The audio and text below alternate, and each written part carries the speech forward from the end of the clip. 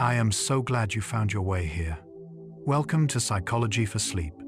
Your subconscious is working right now while you rest, filing memories, healing emotions, and quietly deciding which thoughts to keep and which to release into the darkness.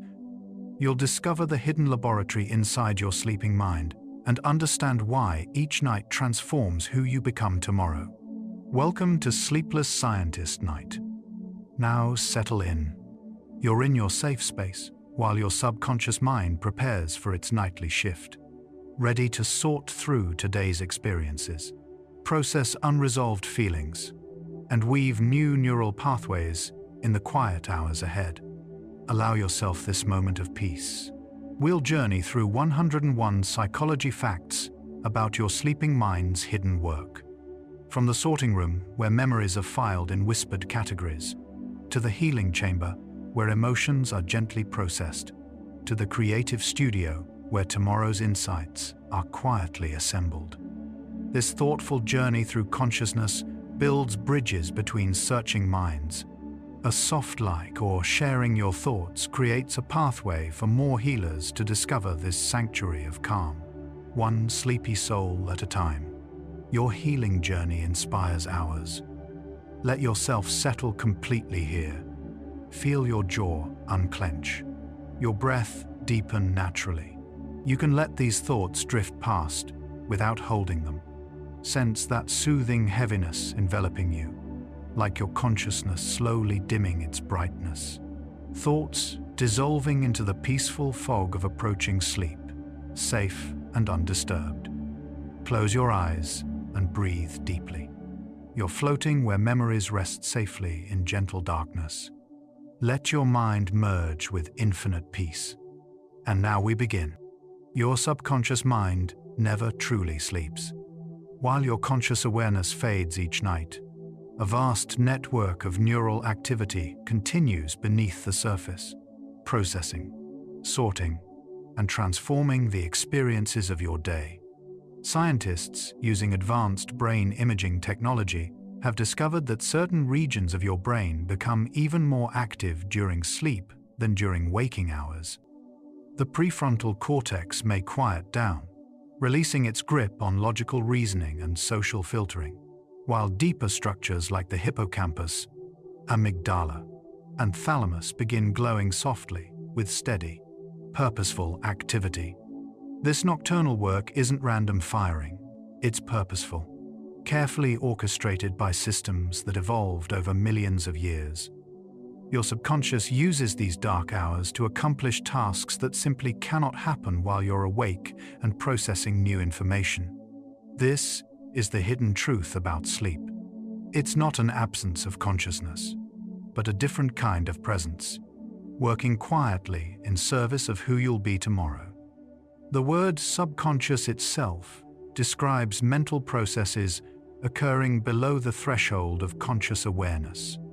Sigmund Freud popularized this concept in the late 19th century, proposing vast territories of mind that operate outside direct observation. Modern neuroscience has refined this picture considerably, mapping specific brain regions and networks that process information automatically, whether you notice them or not.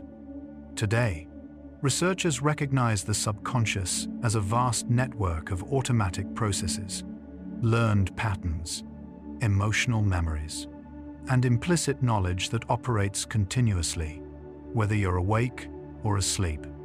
During waking hours, your conscious mind acts like a spotlight, illuminating only a small fraction of your mental activity. The rest continues in shadow, influencing your thoughts, feelings, and behaviors in ways you rarely notice.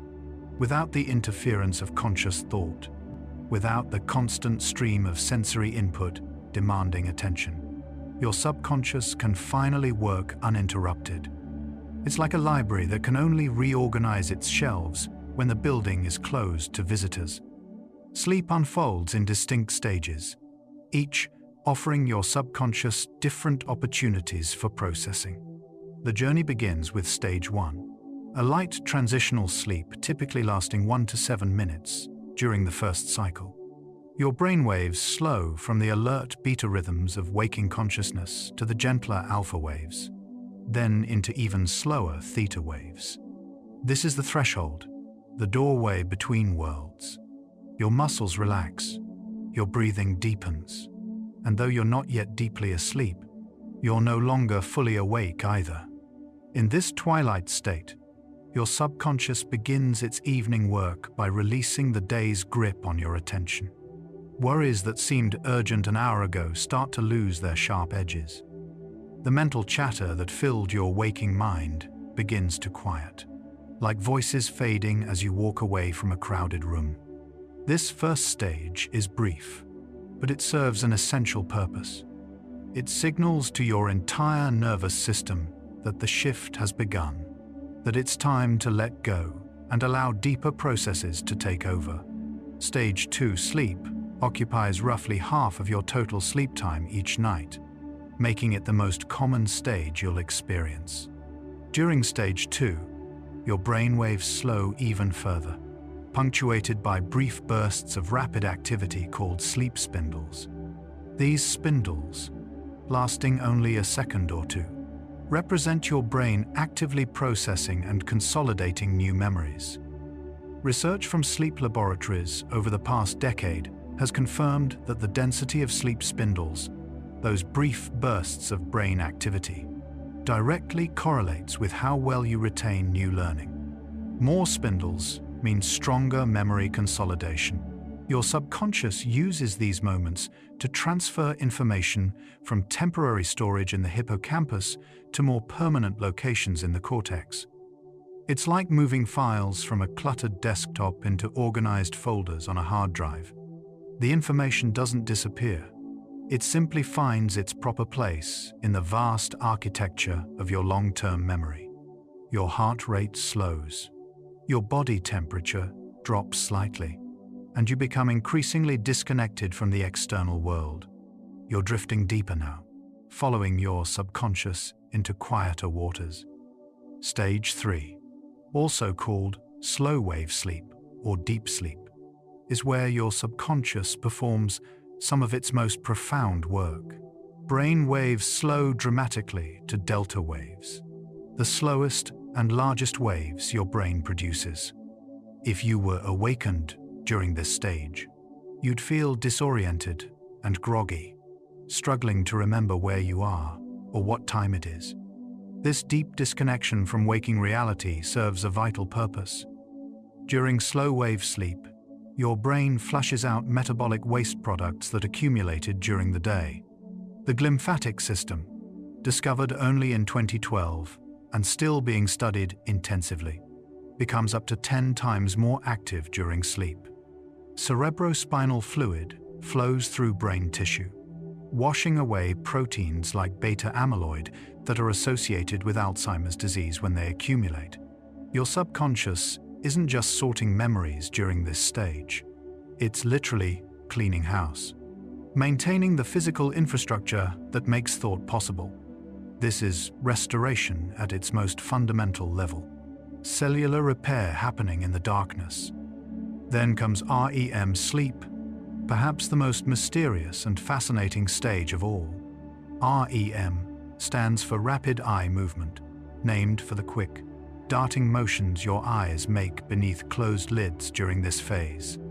Your brain activity during REM sleep resembles waking consciousness in many ways. Neurons fire rapidly, consuming almost as much energy as they do when you're fully alert. Yet your major muscle groups become temporarily paralyzed, a protective mechanism that prevents you from physically acting out your dreams. This paralysis is temporary and normal, though occasionally it lingers for a few moments after waking, causing the unsettling experience known as sleep paralysis. During REM, your subconscious creates the vivid, narrative-rich experiences we call dreams. These aren't random hallucinations. Recent research from MIT and Harvard suggests that REM dreams serve specific functions: emotional regulation, threat simulation, creative problem-solving, and memory integration. Your subconscious uses the freedom of REM sleep to explore scenarios, test solutions, and process feelings without the constraints of logic or social appropriateness. These sleep stages don't occur just once per night. Instead, you cycle through them multiple times, with each complete cycle lasting roughly 90 minutes. A typical night includes 4 to 6 cycles, though the proportion of each stage shifts as the night progresses. Early cycles contain more deep sleep, giving your body time for physical restoration and memory consolidation. Later cycles, particularly in the hours before waking, contain longer and more intense periods of REM sleep. This shifting architecture isn't random. Your subconscious has different tasks to accomplish at different times, and the changing stages provide the right conditions for each type of work. The first half of the night emphasizes physical repair and fact-based memory consolidation. The second half emphasizes emotional processing and creative integration. It's a carefully choreographed dance, refined over evolutionary time to maximize the benefits of each precious hour spent unconscious. The hippocampus, a seahorse-shaped structure deep in your brain, plays a starring role in your subconscious's nightly work. During waking hours, the hippocampus acts as a temporary holding area for new experiences and information. It's like a sorting room where everything that happens to you gets briefly stored before your brain decides what to do with it. But the hippocampus has limited capacity. It can't hold everything forever. During sleep, particularly during stage 2 and slow-wave sleep, the hippocampus replays the day's experiences at high speed. Neuroscientists can actually record these replays using electrodes. The same neural patterns that fired when you learned something new during the day fire again during sleep, but much faster, like a recording played at 10 times normal speed. These replays allow your subconscious to review what happened, extract patterns and meanings, and decide what deserves permanent storage in the cortex. Unimportant details get discarded. Emotionally significant events get strengthened. Your subconscious is an editor, shaping the story of your life one night at a time.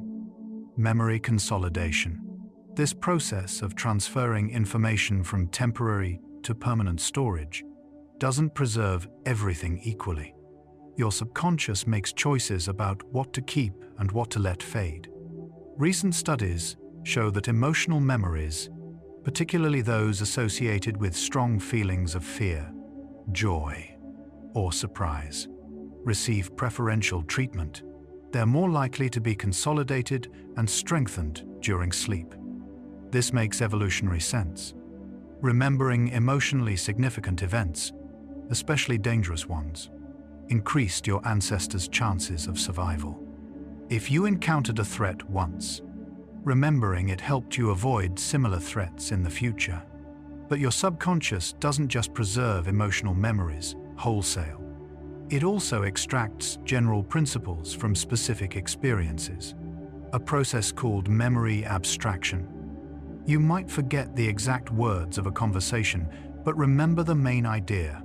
You might forget what you ate for lunch last Tuesday, but remember that you generally enjoy a particular restaurant. Your subconscious transforms raw experience into usable wisdom, keeping what serves you and releasing what doesn't. So yes, your subconscious is already doing something profound while you sleep. It's not simply resting or waiting for morning. It's actively engaged in the essential work of making sense of your life, integrating new experiences into existing knowledge, and quite literally deciding what version of your memories you'll carry into tomorrow. This is the beginning of our answer to the question that brought you here tonight. Dreams, those strange narratives that unfold in REM sleep, represent your subconscious at its most creative and uninhibited. For most of human history, dreams were considered messages from gods or spirits, prophecies or warnings from realms beyond ordinary reality. modern neuroscience offers a different but equally fascinating explanation. Dreams are your subconscious mind's way of processing emotions, testing scenarios, and making connections that your conscious mind might never consider. When you dream, the logical, reality-testing functions of your prefrontal cortex go offline. This allows your subconscious to combine memories, emotions, and ideas in ways that would seem absurd when you're awake. You might dream of flying, of talking with people who died years ago, of being back in childhood homes, or finding yourself in impossible situations. These scenarios aren't meaningless. They're your subconscious exploring emotional themes, working through unresolved feelings, and integrating disparate aspects of your experience into a coherent sense of self. The content of your dreams reflects what your subconscious considers important, though not always in obvious ways.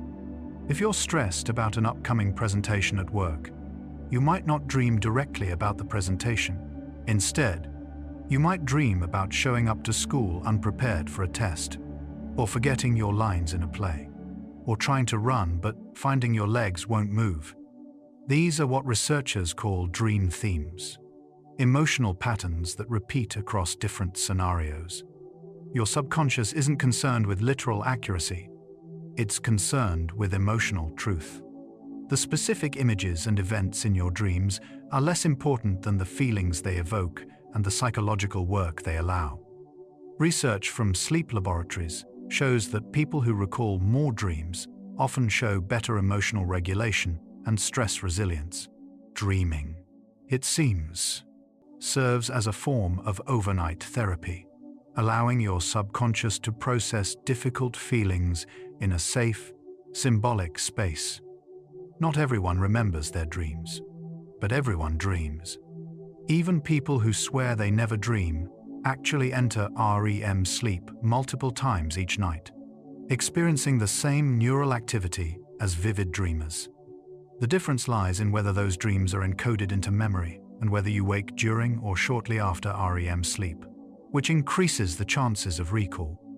Dream recall varies from person to person and night to night. Some individuals remember multiple dreams every morning. Others might remember only a few dreams per year. This variation doesn't mean some people dream more than others. It simply means their subconscious work during REM happens in a way that doesn't create lasting memory traces. The work still occurs, the emotional processing still happens, but it remains below the threshold of conscious recollection. Your subconscious doesn't need you to remember its work for that work to be effective. In fact, some researchers suggest that forgetting most dreams might be adaptive, preventing your waking mind from becoming confused about what actually happened versus what you dreamed. The emotional tone of your dreams provides insight into your subconscious's processing priorities. Studies analyzing dream journals from thousands of people reveal that negative emotions, particularly anxiety and fear, appear more frequently than positive emotions like joy or contentment. This doesn't mean you're secretly miserable. It reflects the fact that your subconscious prioritizes processing threats and challenges, which have greater survival relevance than pleasant experiences. If you had a wonderful, relaxing day with no problems, your subconscious has less urgent work to do that night. But if you had a stressful argument, encountered a worrying situation, or felt threatened in some way, your subconscious needs to process those experiences thoroughly. Dreams involving fear or anxiety allow you to mentally rehearse responses to threats in a safe environment. You can practice coping strategies, explore different outcomes, and emotionally metabolize difficult experiences without any real-world consequences. This is adaptive. This is your subconscious helping you prepare for future challenges. Nightmares, while unpleasant, serve a similar adaptive function. They represent your subconscious working overtime on particularly difficult emotional material. trauma survivors often experience recurring nightmares related to their traumatic experiences. For decades, clinicians viewed these nightmares as purely pathological, a symptom of disorder that needed to be suppressed. More recent research suggests a more nuanced picture. Nightmares might represent your subconscious's attempts to process and integrate traumatic memories, though sometimes the material is so overwhelming that the processing gets stuck in a loop. New therapies like imagery rehearsal therapy teach people to consciously rewrite their nightmares while awake, giving them alternative, less distressing endings. When people practice these rewritten dreams, their actual nightmares often become less frequent and less intense. Your subconscious, it seems, can learn new patterns and adopt the versions you consciously provide. This reveals something profound. Even though the subconscious operates automatically, it's not entirely beyond conscious influence. You can work with it, gently guiding it toward healthier patterns. The boundary between conscious and subconscious becomes especially blurred during lucid dreaming, a state in which you become aware that you're dreaming while still asleep. Lucid dreamers can sometimes exert control over their dreams, choosing where to go, what to do, or how scenarios unfold. This phenomenon was once dismissed as impossible, but research using brain imaging and physiological signals has confirmed that lucid dreaming is real and relatively common. About 55% of people report having at least one lucid dream in their lifetime, and roughly 23% experience lucid dreams once per month or more. During lucid dreams, parts of the prefrontal cortex that normally shut down during REM sleep show increased activity. You're in a hybrid state, experiencing dream imagery from your subconscious while simultaneously maintaining a thread of conscious awareness and intention. Some researchers see lucid dreaming as a powerful tool for psychological growth, allowing people to confront fears, practice skills, or explore creative possibilities in the dream world. Your subconscious creates the stage, but your conscious mind can choose how to perform. Sleep deprivation reveals just how essential your subconscious's nightly work truly is. When you don't get enough sleep, you don't just feel tired. Your cognitive performance deteriorates, your emotional regulation suffers, and your physical health begins to break down.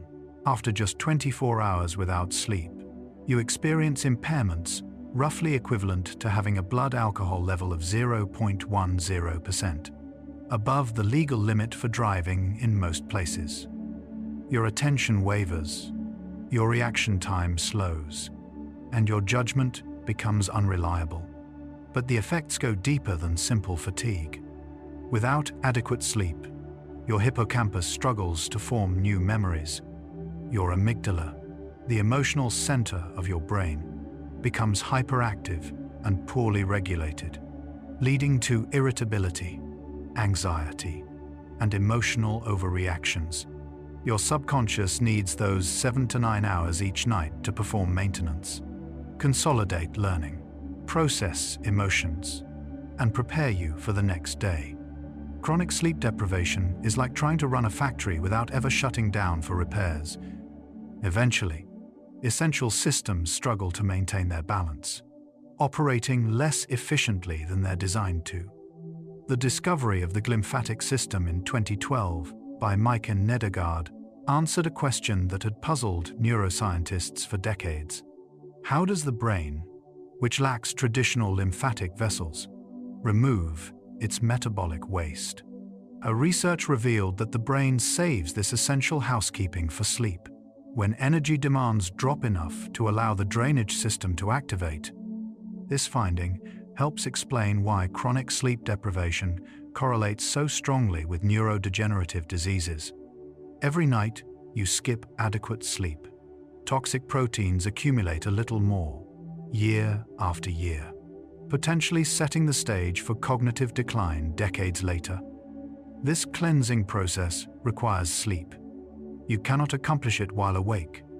During waking hours, your brain cells remain tightly packed, leaving little room for cerebrospinal fluid to flow through tissue. The energy demands of conscious thought and sensory processing apparently prevent the cellular changes necessary for waste drainage. Only when you sleep, when your subconscious takes over and conscious processing quiets down, can your brain afford to open those intercellular spaces and flush out the day's debris. Chronic sleep deprivation leads to accumulation of these toxic proteins, which may help explain why poor sleep is such a strong risk factor for Alzheimer's disease and cognitive decline. Every night you skip or shortchange sleep, you're allowing neurotoxic waste to build up in your brain. Your subconscious isn't just processing memories and emotions during sleep. It's literally protecting your brain from poisoning itself. The implications are profound. Maintaining brain health across your lifetime requires consistent, adequate sleep. There's no shortcut, no supplement, no technology that can replace what your subconscious accomplishes during those quiet hours. The maintenance work happens on its own schedule, following rhythms established over millions of years of evolution. You can only provide the time and conditions. Your subconscious handles everything else. Memory consolidation during sleep doesn't treat all types of memories equally. Declarative memories, facts and events you can consciously recall and describe, follow one pathway. Procedural memories, skills and habits you perform automatically without conscious thought, follow another. Learning to ride a bicycle involves procedural memory. Remembering what you had for breakfast involves declarative memory. During slow-wave sleep, your subconscious focuses heavily on declarative memory consolidation, strengthening your ability to recall facts, events, and experiences. During REM sleep, procedural memory consolidation intensifies. If you practice a new skill during the day, like playing a musical instrument or learning a dance routine, REM sleep that night will help cement those motor patterns. Your subconscious rehearses the movements, fine-tuning neural pathways until the skill becomes automatic. This is why musicians, athletes, and dancers often report that difficult passages or movements that felt clumsy during practice feel smoother and more natural the next day. Sleep didn't just rest their bodies. Their subconscious spent the night practicing. The subconscious also engages in what researchers call memory reactivation, selectively strengthening certain memories while allowing others to fade.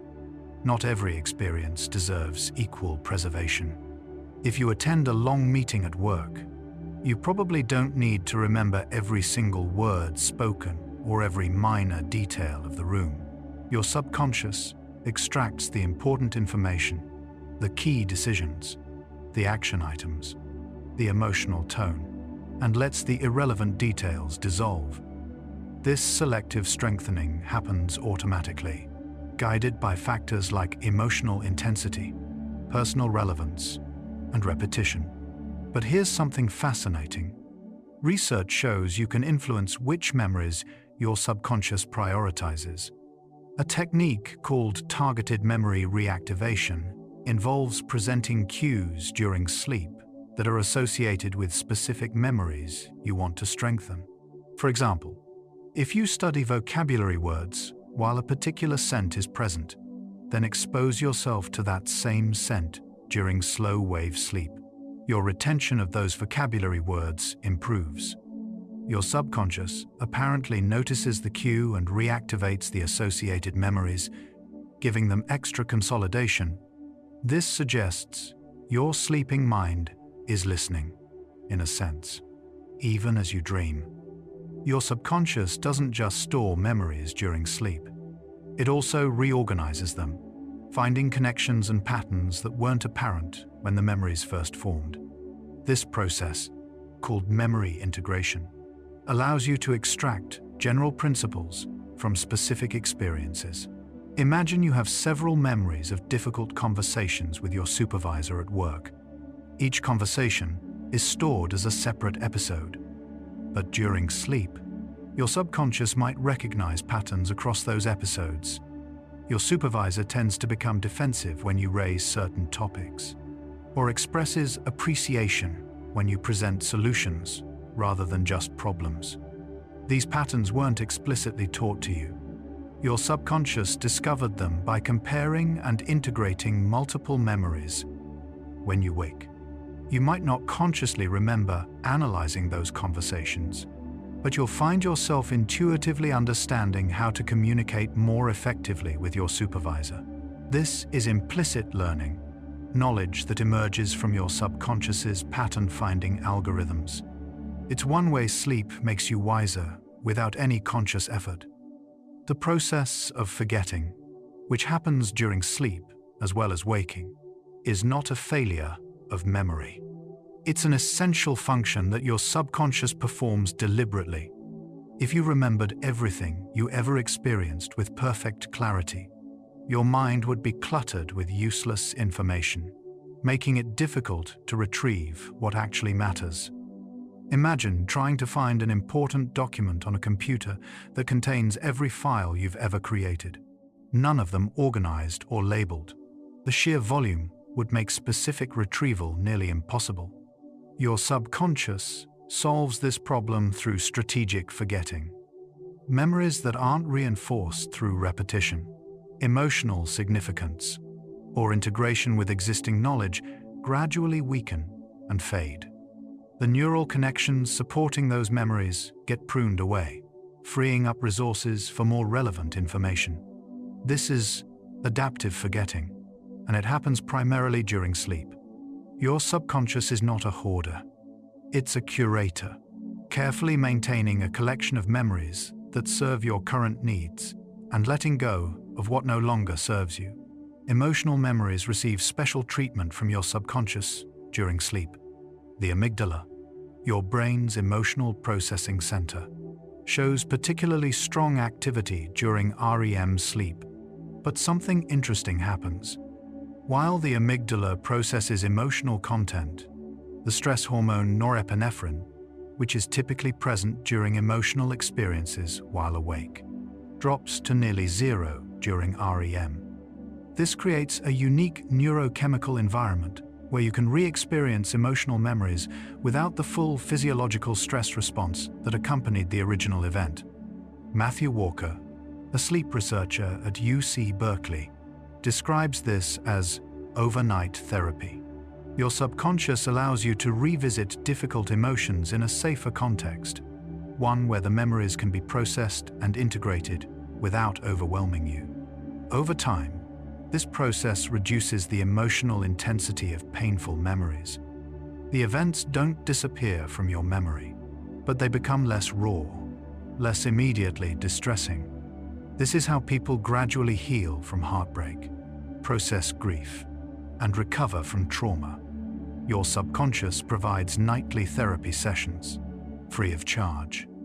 These observations reveal that the subconscious is not resting during sleep. It's engaged in sophisticated information processing, emotional regulation, physical restoration, and creative integration that cannot happen while you're awake.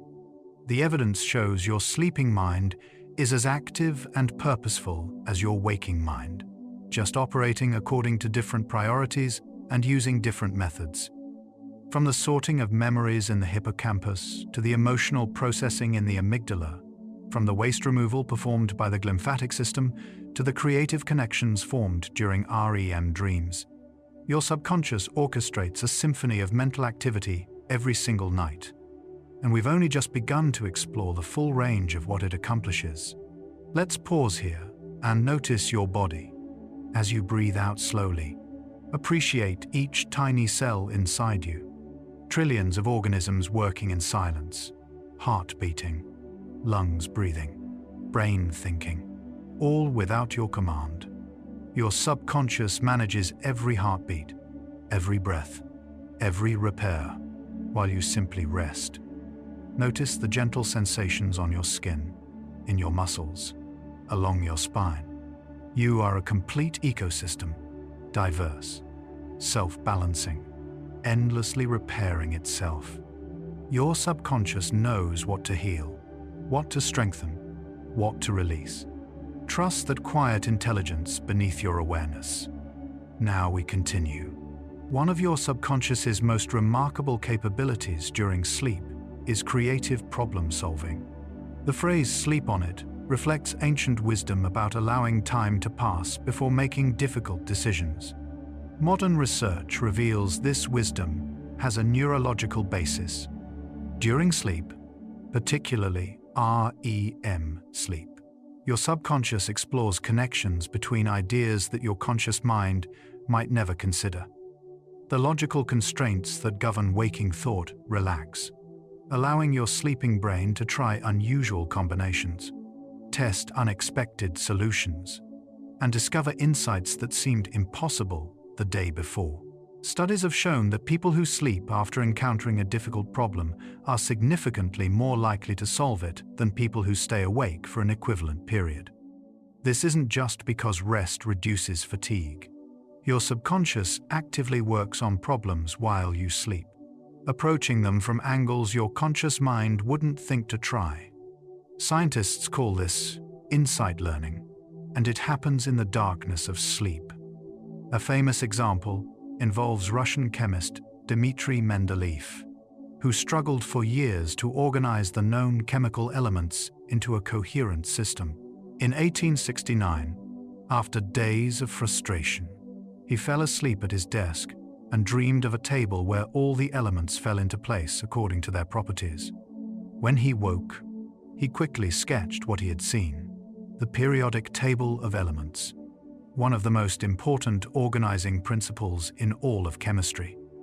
While this story may be somewhat embellished in the retelling, it illustrates a real phenomenon. Your subconscious, freed from the rigid logic of waking thought, can recognize patterns and relationships that conscious analysis misses. Recent research using brain imaging confirms that REM sleep enhances the formation of associative networks, creating connections between distantly related concepts. This is the neural basis of creative insight, your subconscious building bridges between islands of knowledge that seemed separate when you were awake. The phenomenon extends beyond individual eureka moments to everyday problem solving. If you're struggling with how to organize a presentation, how to approach a difficult conversation, or how to solve a technical challenge, sleep often provides clarity. Your subconscious reviews the available information, considers alternatives you hadn't thought of, and sometimes offers solutions that arrive in consciousness as intuitions or sudden knowing. You wake up and simply feel certain about what to do, even if you can't articulate exactly how you reached that conclusion. This isn't magical or mystical. It's your subconscious's pattern recognition systems operating on problems while your conscious mind rests. Studies on targeted memory reactivation during sleep have shown that subtle sound cues associated with specific problems can enhance creative problem solving significantly. Your sleeping mind apparently notices these cues and reactivates the associated memories, giving them extra processing time in the darkness. Your subconscious also regulates your emotional baseline during sleep. Throughout each day, you encounter situations that trigger emotional responses: frustration, joy, anxiety, contentment, anger, love. These emotions serve important functions while you're awake, motivating behavior and providing information about your environment. But emotions also need regulation. Without some mechanism to process and modulate emotional intensity, you would become increasingly dysregulated over time, swinging between extremes without ever finding balance. Sleep provides that mechanism. During REM sleep in particular, your brain processes emotional experiences in a way that reduces their intensity while preserving the information they contain. You might remember that a situation made you angry, but the visceral feeling of anger diminishes. This emotional regulation happens automatically, orchestrated by your subconscious. It's one reason why difficult days often feel more manageable after a good night's sleep. Your subconscious has turned down the volume on distressing emotions. Conversely, sleep deprivation severely impairs emotional regulation. When you don't get enough sleep, your amygdala becomes hyperreactive, responding more intensely to emotional stimuli. At the same time, the connections between your amygdala and your prefrontal cortex, which normally help modulate emotional responses, weaken. The result is that you become emotionally volatile, overreacting to minor frustrations and struggling to maintain composure. A colleague's neutral comment might feel like a personal attack. A small setback might trigger disproportionate despair. This isn't weakness or irrationality.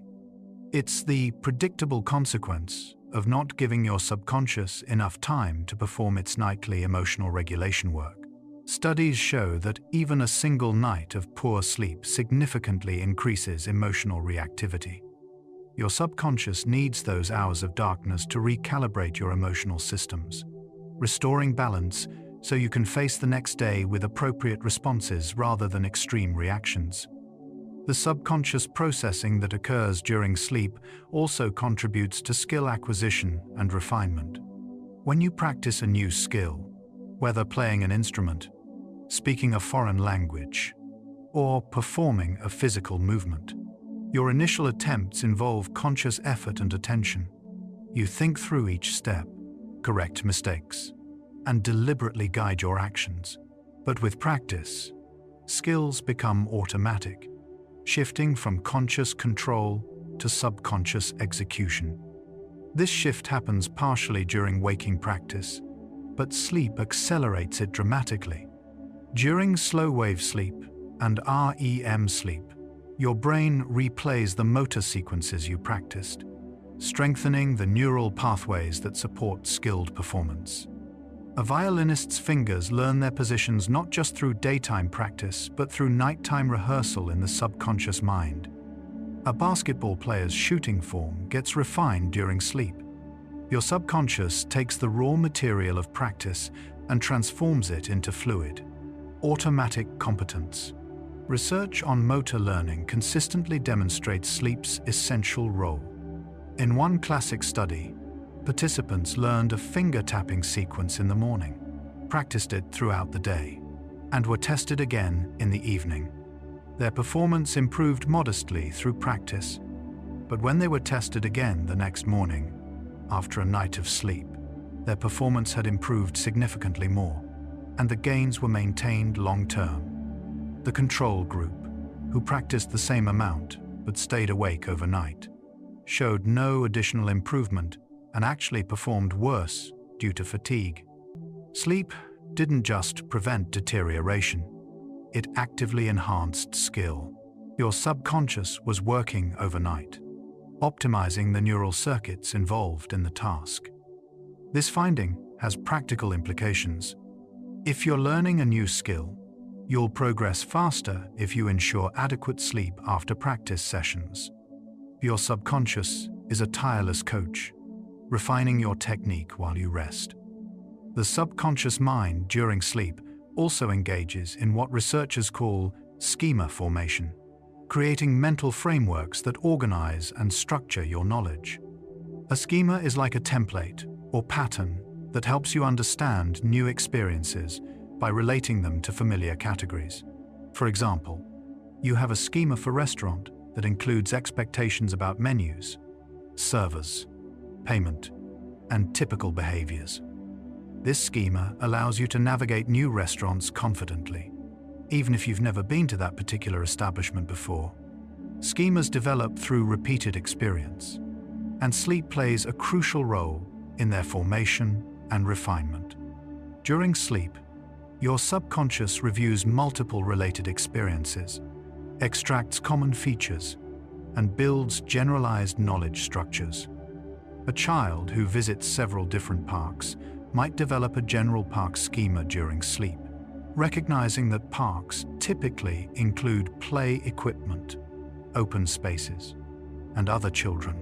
This abstraction from specific instances to general categories is fundamental to human intelligence, and your subconscious performs it automatically every night. Your subconscious doesn't just consolidate memories of what happened. It also processes what didn't happen but could have happened, exploring counterfactual scenarios. During dreams, you often experience variations on real events, taking different actions, saying different words, encountering different outcomes. These aren't random fantasies. They're simulations. Your subconscious mentally rehearsing alternatives and possibilities. This capability might have evolutionary origins in threat simulation. By dreaming about dangerous situations, your ancestors could practice responses to threats without risking actual harm. If you dream about being chased by a predator, your subconscious is running a simulation, testing different escape strategies. In modern life, threat simulation manifests in dreams about social rejection, failure, or losing important things. These dreams might be unpleasant, but they serve an adaptive function.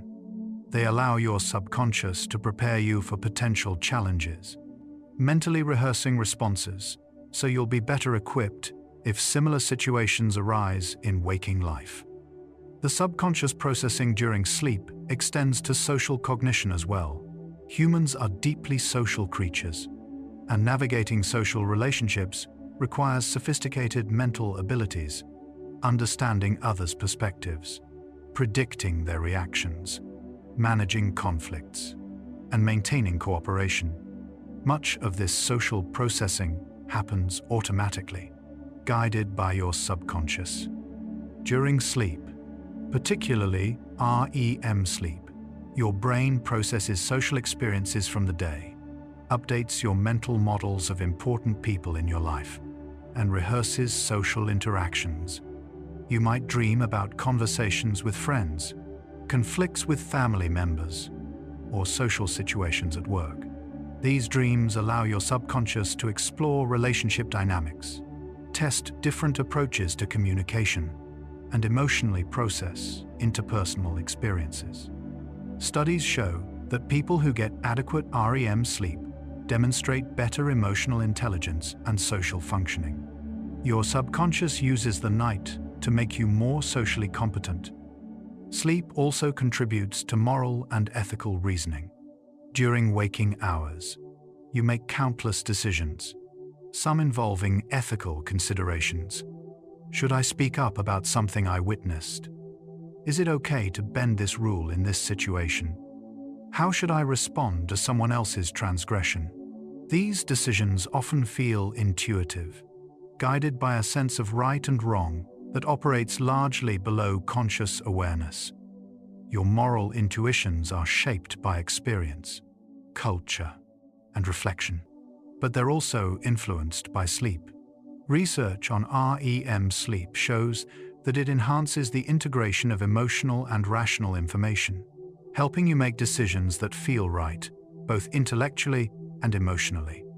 This integration may contribute to clearer ethical intuitions, as your subconscious weaves together values, feelings, and logical considerations during the night. Your subconscious doesn't just help you remember facts or learn skills. It helps you become a better person, refining your character and values while you sleep. The relationship between sleep and mental health reveals just how essential your subconscious's nightly work truly is. Nearly every mental health condition involves disrupted sleep. Depression typically includes insomnia or hypersomnia. Anxiety disorders often feature difficulty falling asleep or frequent waking. PTSD is associated with nightmares and fragmented sleep. For many years, clinicians viewed these sleep disturbances as mere symptoms of the underlying conditions. More recent research suggests the relationship is bidirectional.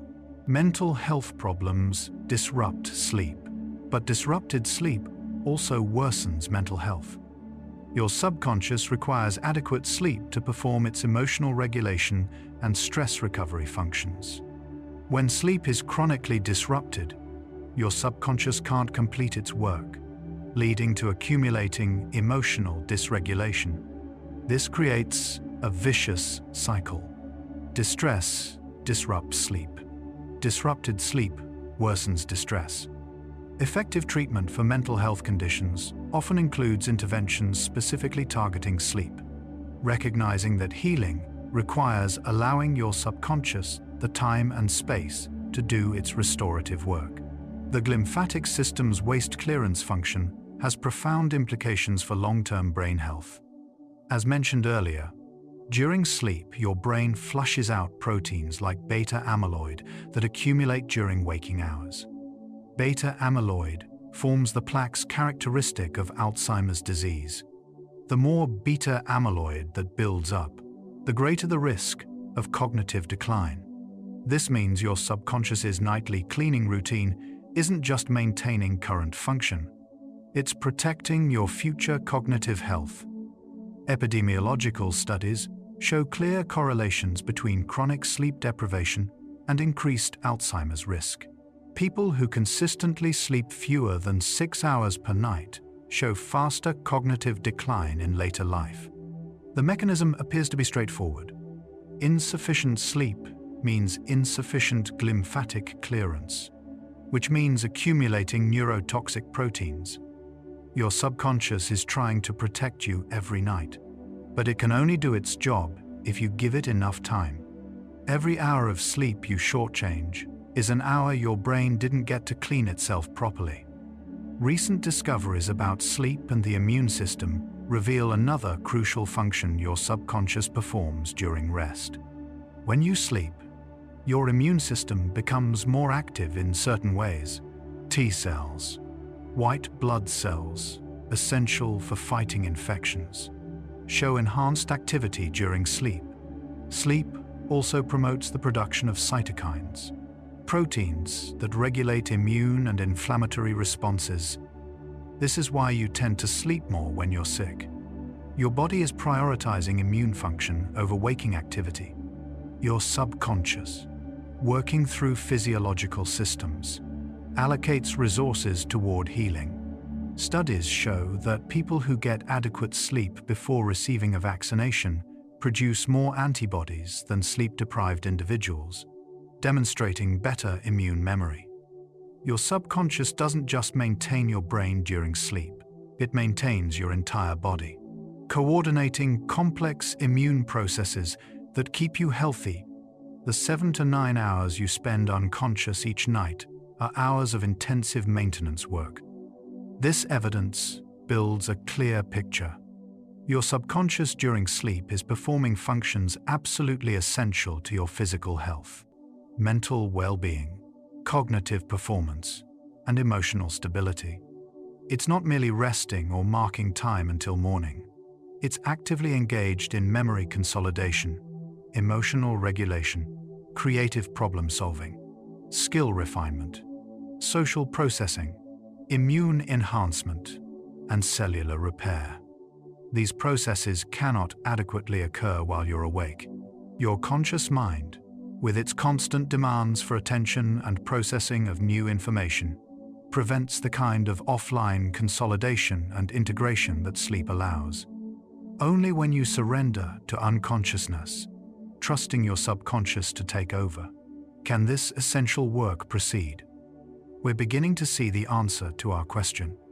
Your subconscious is doing everything necessary to transform you from who you were yesterday into who you'll be tomorrow.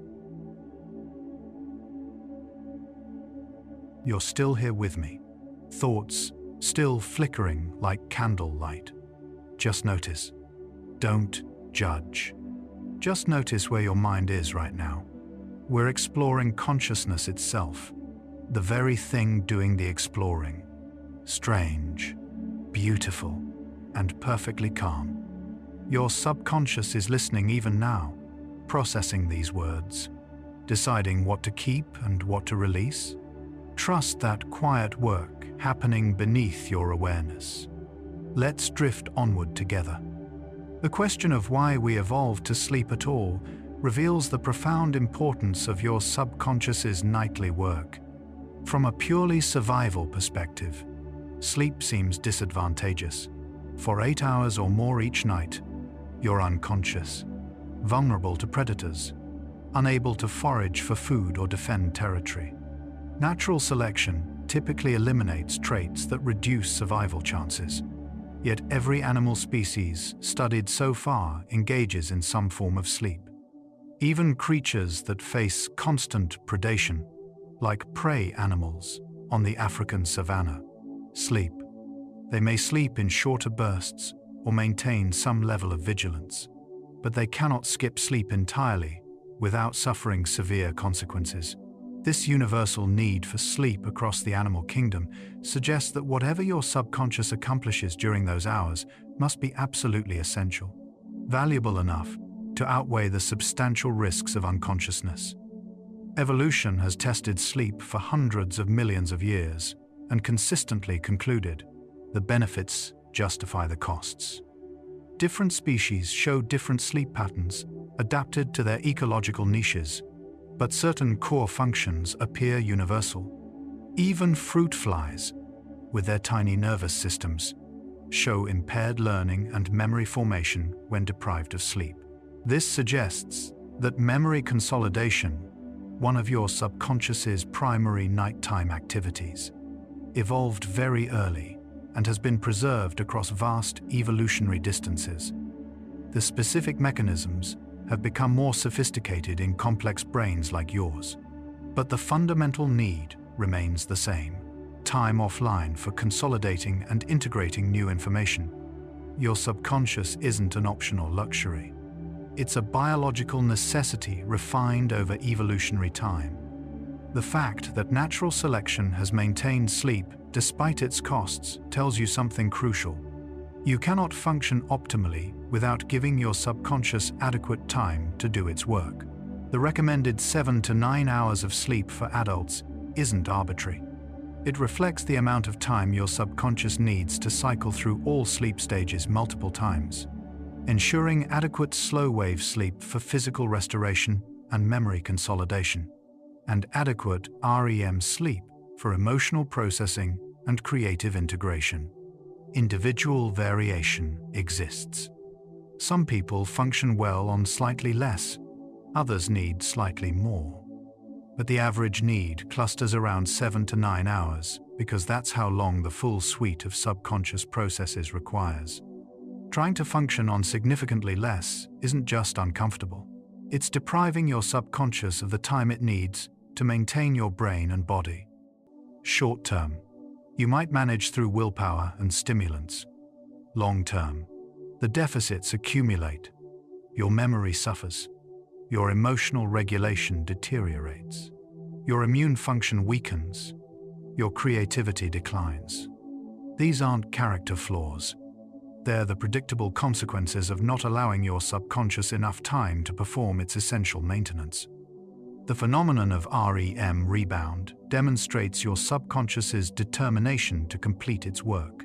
If you're selectively deprived of REM sleep for several nights, perhaps by being awakened every time you enter REM, your brain will respond by dramatically increasing REM sleep on subsequent nights when you're allowed to sleep undisturbed. You'll enter REM more quickly and spend more total time in REM, as if your subconscious is trying to make up for lost time. This rebound effect shows that REM sleep isn't optional or interchangeable with other stages. Your subconscious has specific work to do during REM, and if that work is left undone, it will prioritize completing it as soon as possible. The same rebound occurs with slow-wave sleep. Your brain tracks its own needs and compensates when those needs aren't met.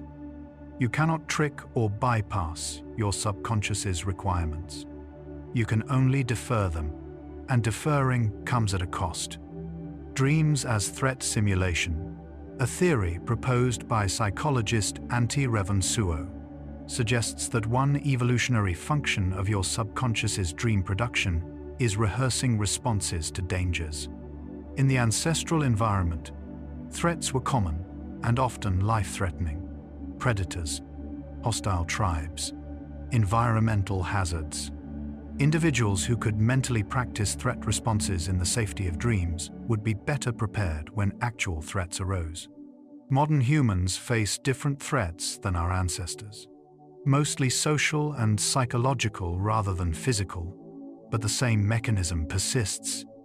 You dream about failing tests, being rejected, arriving late, or losing important things.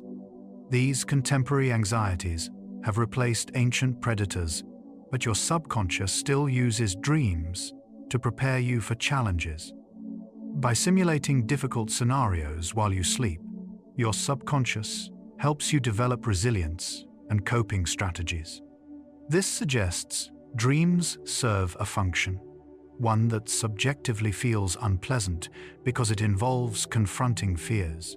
Yet it serves you nonetheless. The integration of new information with existing knowledge, which happens during sleep, allows you to develop expertise over time. When you first learn about a topic, the information feels fragmented and disconnected. Individual facts don't yet fit into a coherent framework. But as you continue learning and sleeping, your subconscious gradually builds connections between facts, creates organizing schemas, and integrates new knowledge with what you already know. Over weeks, months, and years, this process transforms isolated facts into deep understanding. Experts in any field, whether science, music, athletics, or crafts, didn't just accumulate more information than novices. Their subconscious has spent countless hours during sleep organizing that information into rich, interconnected knowledge structures that support intuitive understanding and creative application. Malcolm Gladwell's 10,000-hour rule about developing expertise might need a corollary. 10,000 hours of practice plus thousands of hours of sleep for consolidation. Your waking efforts provide raw material. Your subconscious transforms it into mastery. The ancient wisdom that time heals all wounds has a neurological foundation.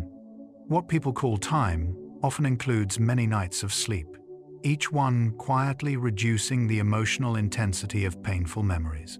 This isn't about forgetting or denial. The events remain in memory, factually accurate, but they gradually lose their power to overwhelm you.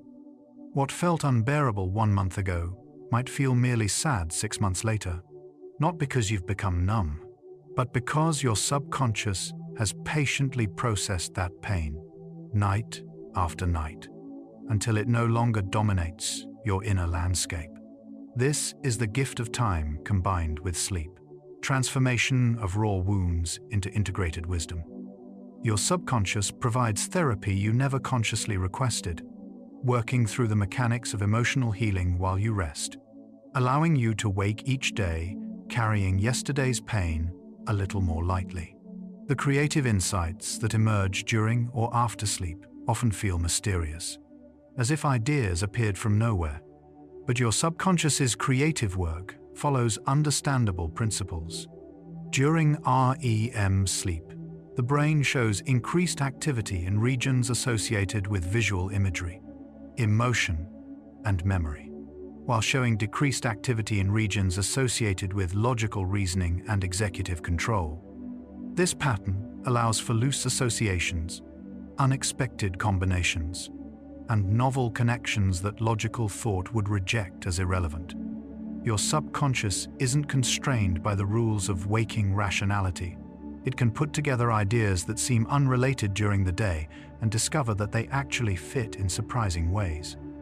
Many artists, writers, musicians, and scientists throughout history have reported creative breakthroughs emerging from dreams or the moments just after waking, when the subconscious's nighttime work briefly surfaces into consciousness before the logical mind fully re-engages. The subconscious's role in habit formation and behavioral change also becomes clear when examining sleep's effects. Habits are behaviors that have shifted from conscious, effortful control to automatic, subconscious execution. When you're trying to establish a new habit or break an old one, Sleep supports that transition.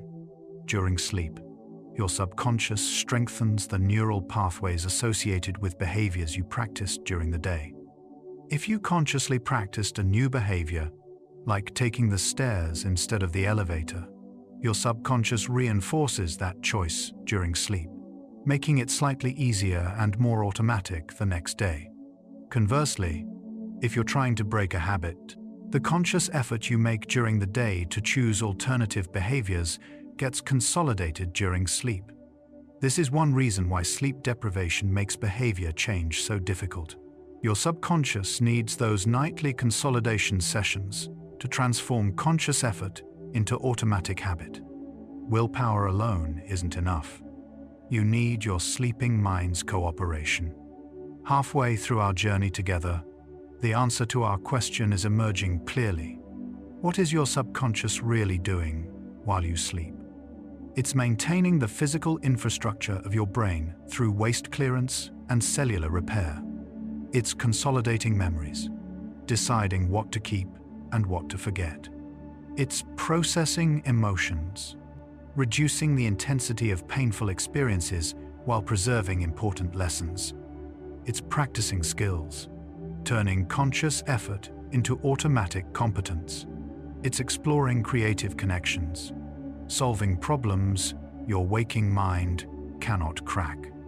It's simulating threats and challenges, preparing you for difficulties you haven't yet encountered. It's integrating new information with existing knowledge, gradually building expertise. It's strengthening your immune system, fighting off infections and disease. It's regulating your mood and emotional baseline, restoring balance after each day's stresses. Your subconscious is transforming experience into wisdom, chaos into order, fragments into wholeness. It's building tomorrow's version of you from today's raw materials. And it does all this work automatically, reliably, every single night, asking nothing in return except that you surrender to sleep and trust the process. Take a slow, gentle breath and consider this. Every night of your life, your subconscious has been working. While you slept as a child, it was organizing your earliest memories, filing away faces and feelings. And now, tonight, this very night, it's still working, still sorting, still healing, still building. Years of faithful service you never acknowledged. Thousands of nights of invisible maintenance.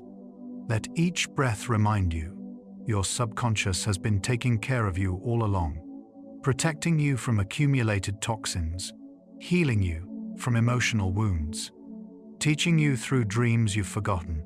You are the sum of all those quiet nights, and we continue drifting. Your subconscious's work during sleep doesn't just maintain existing function. It actively enhances your capabilities, particularly in the realm of insight and problem solving. When you encounter a difficult problem during the day and then sleep on it, you're not just giving yourself a mental break. You're enlisting your subconscious's unique problem-solving approach. A study from the University of Lübeck in Germany demonstrated this explicitly.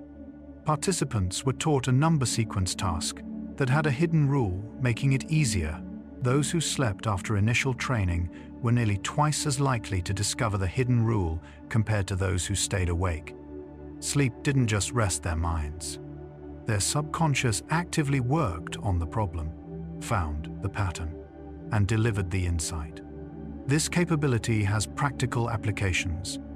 If you're stuck on a challenge at work, struggling with a creative project, or trying to make a difficult decision, your best strategy might be to thoroughly engage with the problem during the day, then sleep and allow your subconscious to explore solutions overnight. The phenomenon extends to verbal and linguistic creativity as well. Researchers have found that REM sleep enhances the ability to form remote associations, linking concepts that seem distantly related. This skill underlies much creative thinking and humor, which often depend on unexpected connections between ideas. Test subjects who awakened from REM sleep performed significantly better on tests requiring creative word associations compared to subjects awakened from other sleep stages or who hadn't slept at all. Your subconscious during REM apparently explores the full network of your semantic memory, following unusual paths between concepts and strengthening connections that conscious thought would overlook. This is why poets, writers, and comedians often report that their best ideas come in dreams or in the drowsy moments after waking. Their subconscious has been wandering through language all night, finding fresh combinations. Sleep's influence on decision-making reveals another dimension of your subconscious's capabilities. Complex decisions with multiple factors to consider can overwhelm conscious analysis. You might make long lists of pros and cons, but still feel uncertain about the best choice. Your subconscious approaches such decisions differently, weighing factors in a more holistic, intuitive manner. Studies on unconscious thought theory suggest that for complex decisions, a period of unconscious processing, such as occurs during sleep, can lead to better outcomes than prolonged conscious deliberation. Your subconscious apparently integrates information, considers emotional responses, and arrives at conclusions that reflect your deeper values and priorities. The decision might surface as a gut feeling or strong intuition when you wake, without you being able to articulate exactly how you reached it. This isn't irrational. It's your subconscious synthesizing more information than your conscious mind can simultaneously hold in awareness. Your subconscious also maintains your sense of self, the continuous narrative thread that makes you feel like the same person over time despite constant change. Every day you have new experiences, learn new things, encounter new challenges. Every day, cells in your body die and are replaced. The person you are physically and mentally today is not identical to who you were a year ago, yet you feel a continuous identity. Your subconscious maintains this continuity during sleep by integrating new experiences into your existing self-concept, updating your autobiographical memory, and weaving today's experiences into the ongoing story of your life. This integration happens largely during REM sleep, when your subconscious reviews the day's events and decides how they fit into your larger narrative. Without this nightly integration work, your sense of self might fragment, leaving you feeling disconnected from your own past. Your subconscious is the author of your autobiography, writing new chapters every night while you sleep. The relationship between sleep and learning extends beyond memory consolidation to include the ability to acquire entirely new information during sleep itself. While you cannot learn complex new material like a language or mathematical concepts while sleeping, recent research shows you can acquire simple conditioned associations. In one study, researchers presented sleeping participants with specific tones paired with odors, some pleasant and some unpleasant. Later, when participants heard those tones while awake, they showed automatic responses like sniffing deeply for tones paired with pleasant odors, or shallow breathing for tones paired with unpleasant odors. Even though they had no conscious memory of the conditioning, their subconscious had learned the associations during sleep. This finding challenges the old assumption that learning requires conscious awareness. Your subconscious can learn, at least in simple ways, even while you're completely unconscious. Sleep also plays a crucial role in unlearning, the process of weakening unwanted memories or associations. This has important implications for treating conditions like phobias or PTSD. Traditional exposure therapy helps people overcome fears by repeatedly exposing them to the feared stimulus in safe conditions until the fear response diminishes. Recent research shows that sleep enhances this extinction learning. If someone undergoes exposure therapy for a spider phobia during the day, sleeping that night strengthens the new safety associations formed during therapy. Their subconscious consolidates the learning that spiders aren't actually dangerous in this context. Conversely, sleep deprivation impairs extinction learning, making it harder for new safety associations to stick. Therapists are now exploring ways to enhance this effect, such as using targeted memory reactivation during sleep to strengthen therapeutic gains. Your subconscious isn't just learning what to remember. It's also learning what to safely forget, which fears to release, which emotional associations no longer serve you. The subconscious processing during sleep contributes to your social relationships in subtle but important ways. When you interact with people during the day, you're constantly reading social cues, interpreting emotions, predicting behaviors, and adjusting your responses. Much of this social cognition happens automatically, guided by your subconscious. During sleep, particularly REM sleep, your brain processes these social experiences, updates your mental models of important people in your life, and refines your social predictions. If you had a confusing interaction with a friend, your subconscious might work through possible interpretations during dreams. If you're developing a new relationship, your subconscious integrates new information about this person into a developing schema. Studies show that people who recall dreams about relationship partners show better understanding of those partners' perspectives and emotions.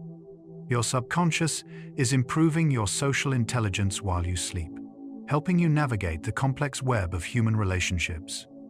Sleep's role in emotional regulation has profound effects on your overall mental health and resilience. Resilience, the ability to bounce back from adversity, doesn't just depend on circumstances or personality traits. It depends significantly on getting adequate sleep. People who consistently sleep well show better emotional resilience, recovering more quickly from setbacks and maintaining more stable moods despite stress. The mechanism is clear. Your subconscious uses sleep to process difficult emotions, maintain emotional balance, and prevent the accumulation of unprocessed distress. Without adequate sleep, emotional challenges pile up like unprocessed paperwork, creating an increasingly overwhelming backlog.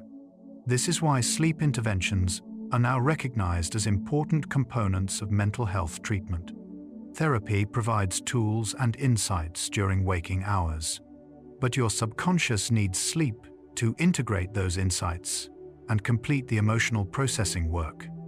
The glymphatic system's waste clearance function during sleep has implications beyond Alzheimer's prevention. The accumulation of metabolic waste products affects brain function even before it causes permanent damage. After a night of poor sleep, you might feel mentally foggy, struggle to concentrate, or find that thinking requires more effort than usual. This cognitive impairment reflects the presence of waste products that normally would have been cleared during sleep. Your brain is literally trying to function while contaminated with its own metabolic debris. A single good night's sleep can restore clarity, not just because you're rested, but because your subconscious had time to clean the neural environment. The cognitive benefits of sleep aren't just about consolidation and learning. They're also about basic maintenance, keeping your brain clean enough to operate efficiently. Your subconscious also manages your circadian rhythms, the roughly 24-hour cycles that govern sleep-wake patterns, hormone release, body temperature, and many other physiological processes. These rhythms are generated by the suprachiasmatic nucleus, a small region in your hypothalamus that acts as your brain's master clock. This clock runs automatically, controlled by your subconscious, adjusting your physiology to align with the day-night cycle. When you travel across time zones and experience jet lag, you're feeling the mismatch between your internal clock and the external environment. Your subconscious eventually adjusts the clock, but the process takes several days. You cannot consciously will your circadian rhythms to shift. You can only provide cues like light exposure and meal timing that help your subconscious recalibrate. This reveals a fundamental truth. Many essential regulatory processes operate below conscious control, managed by systems that evolved long before conscious thought existed. The creative problem-solving that happens during sleep isn't limited to intellectual or professional challenges. Your subconscious also works on personal and emotional problems, exploring different perspectives and possibilities. If you're experiencing conflict in a relationship, your subconscious might simulate conversations during dreams, trying out different ways of expressing your feelings or understanding the other person's perspective. If you're facing a difficult life decision, dreams might explore different paths, allowing you to emotionally experience various outcomes. These explorations aren't logical or systematic like conscious analysis. They're intuitive and emotional, providing a different kind of information. When you wake, you might not remember the specific dreams, but you might notice that your feelings about the situation have shifted, or that a particular course of action now feels right. Your subconscious has done its work, even if the process remains hidden. Sleep also affects your pain perception and tolerance. Studies show that sleep deprivation increases sensitivity to pain, making the same stimulus feel more painful than it would after adequate sleep. The mechanisms involve both peripheral changes in pain signaling and central changes in how your brain processes pain signals. Your subconscious, during deep sleep, appears to recalibrate pain sensitivity, maintaining appropriate thresholds. Chronic pain sufferers often experience disturbed sleep, creating a vicious cycle. Pain disrupts sleep. Inadequate sleep worsens pain. Breaking this cycle often requires addressing both components simultaneously. As your subconscious gets more opportunity to perform its nightly recalibration during improved sleep, pain often becomes more manageable. This doesn't mean pain is imaginary or that sleep is a cure. It means your subconscious plays a role in modulating your sensory and pain experiences, and that role requires adequate sleep to function properly. The phenomenon of sleep-dependent memory triage, your subconscious's process of deciding which memories to strengthen and which to let fade, reflects a sophisticated priority system. Emotionally significant events get preferentially consolidated. Information you actively tried to remember, through rehearsal or study, gets preferential treatment. Memories that connect to existing knowledge or future goals are more likely to be strengthened. But your subconscious also seems to strengthen memories associated with reward. In experiments where people learn information and are then rewarded for some items but not others, sleep preferentially consolidates the rewarded items. Your subconscious apparently tracks what matters to you based on emotional significance, effort invested, and reward received, then allocates consolidation resources accordingly. This is adaptive. If your brain preserved every trivial detail equally, important information would be buried in noise. Your subconscious curates your memory, keeping what serves you. Sleep's influence on implicit attitudes and biases reveals another layer of your subconscious's nighttime activity. Implicit biases are automatic associations between social groups and attributes, often operating below conscious awareness and sometimes contradicting your explicit beliefs. Sleep may play a role in consolidating new associations you consciously practice during the day. If you deliberately work on changing automatic thought patterns, including social associations, your subconscious's overnight processing might help strengthen these intentional shifts, though this remains an active area of research. Your subconscious isn't fixed. It can learn new patterns, and sleep provides the consolidation time that makes lasting change possible. This suggests that changing deeply held automatic attitudes requires both waking effort and sleep's integrative work. We now understand that sleep is not merely restoration or passive recovery. It's active transformation. Your subconscious uses the hours of unconsciousness to reshape your brain, your memories, to your emotions, your skills, your knowledge structures, your social understanding, your creative capabilities, your resilience, and your sense of self. Every morning, you wake as a slightly different person than you were the night before, modified by your subconscious's overnight work. The changes are usually subtle, imperceptible from day to day, but they accumulate over weeks, months, and years into substantial transformation. Who you are today is the product of countless nights of subconscious processing, each sleep period adding another small layer of growth, healing, and integration. Your subconscious is your constant companion and collaborator, working tirelessly in the darkness to help you become who you're capable of being. The role of sleep in processing trauma deserves special attention. Traumatic experiences overwhelm your normal coping mechanisms, creating memories that feel frozen in time, retaining their emotional intensity indefinitely. Without adequate processing, traumatic memories can cause ongoing distress, intrusive thoughts, nightmares, and avoidance behaviors that characterize PTSD. Your subconscious attempts to process trauma during sleep, particularly during REM sleep. But sometimes the material is so overwhelming. The normal REM processing that reduces emotional intensity for ordinary negative memories might not work effectively for trauma. This can create a painful paradox. Your subconscious keeps trying to process the trauma through repeated nightmares, but each nightmare re-traumatizes rather than heals. Recent therapeutic approaches work with this by helping people rewrite traumatic nightmares while awake, providing alternative, less distressing narratives. When practiced repeatedly before sleep, these rewrites can shift the actual dream content, allowing your subconscious to process the trauma more adaptively. Sleep's contribution to your procedural memory, your memory for skills and habits, extends beyond physical skills to include cognitive and perceptual skills.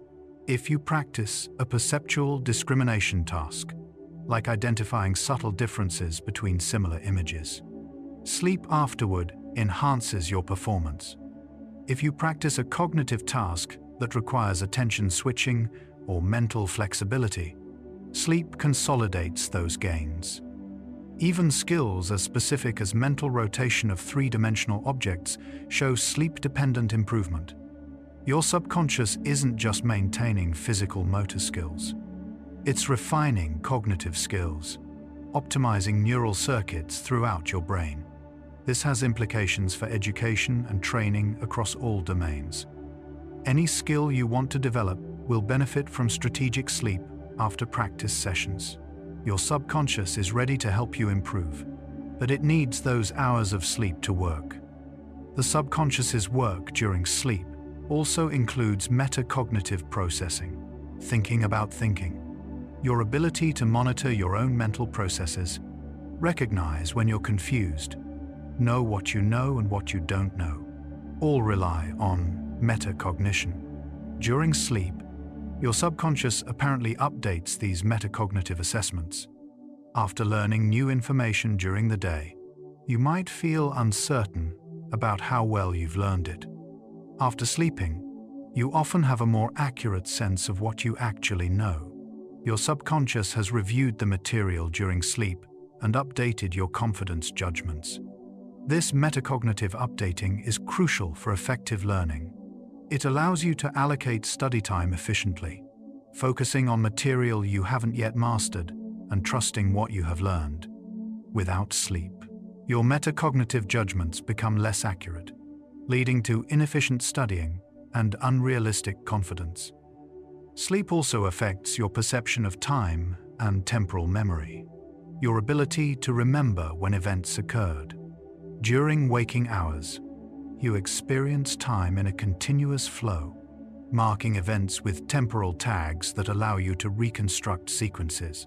During sleep, This temporal processing continues in altered form.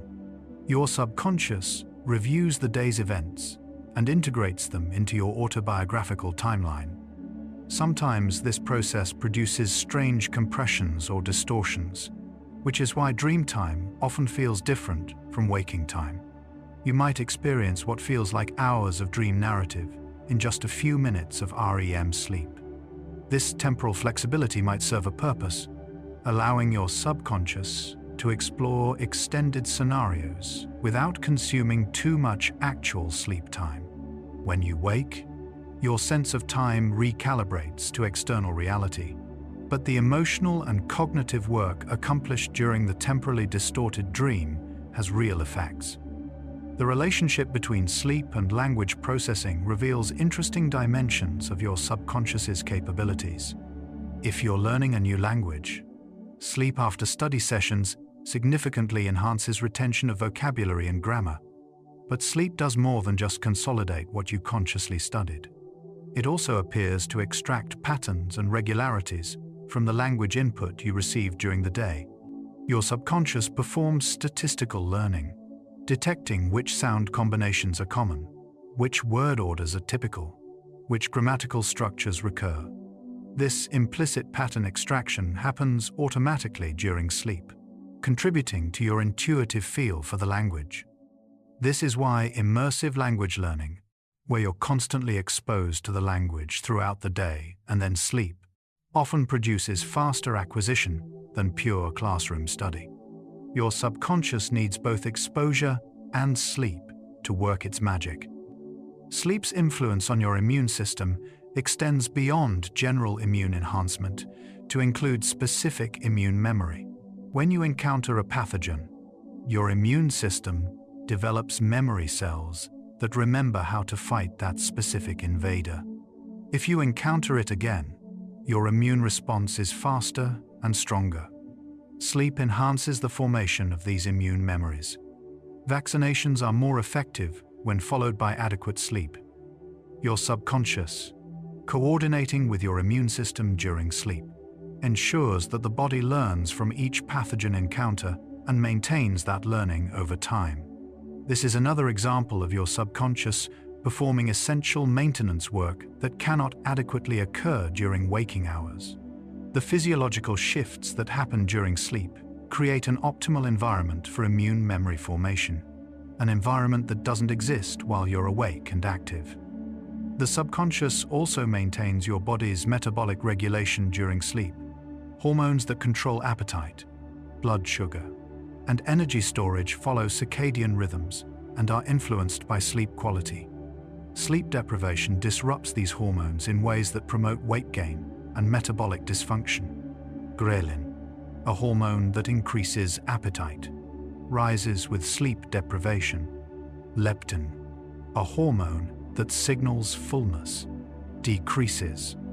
Insulin sensitivity worsens, making it harder for your cells to use glucose effectively. Your subconscious, working through the hypothalamus and other regulatory centers, normally keeps these systems balanced. But it requires adequate sleep to do so. Chronic sleep deprivation is a significant risk factor for obesity and type 2 diabetes, not just because tired people make poor food choices, but because sleep deprivation fundamentally disrupts the metabolic regulation that your subconscious manages during rest. Your subconscious's work during sleep includes integrating emotional and rational information, creating unified decision frameworks. During waking hours, emotional and rational processes sometimes conflict. You might rationally know something is good for you while emotionally feeling resistant. Or you might emotionally desire something while rationally recognizing it's unwise. During sleep, particularly REM sleep, brain regions associated with emotion and cognition show coordinated activity, allowing integration of these sometimes opposing perspectives. When you wake, decisions that felt conflicted might feel clearer, as if your subconscious has negotiated a compromise between heart and mind. This integration is essential for making choices that feel right both intellectually and emotionally. choices you can commit to and sustain. The preservation of sleep across evolution, despite its apparent disadvantages, testifies to the absolute necessity of your subconscious's nighttime work. Animals that cannot avoid sleep have evolved creative adaptations. Dolphins and some seabirds sleep one brain hemisphere at a time, maintaining some awareness and motor control while the other hemisphere sleeps. Frigate birds can sleep while flying, taking brief naps during long transoceanic journeys. These adaptations reveal how crucial sleep is. Even when ecological pressures make sleep extremely difficult or dangerous, evolution finds ways to preserve it rather than eliminate it. Your own subconscious's sleep needs are non-negotiable. You cannot evolve past them or train yourself to need less sleep through willpower. You can only accept them and provide the time your subconscious requires to maintain your health and function. At this point in our journey, the answer to our central question should feel clear and comprehensive. Your subconscious isn't just doing something while you sleep. It's performing a vast constellation of essential functions that maintain every dimension of your being. Physical health through glymphatic clearance and immune enhancement. Cognitive function through memory consolidation and skill refinement. Emotional well-being through trauma processing and mood regulation. Social competence through relationship updating and bias reduction. Creative capability through insight, formation, and remote association. Existential coherence through autobiographical integration and identity maintenance. Your subconscious transforms experience into wisdom, chaos into order, fragments into wholeness, yesterday's struggles into tomorrow's strengths.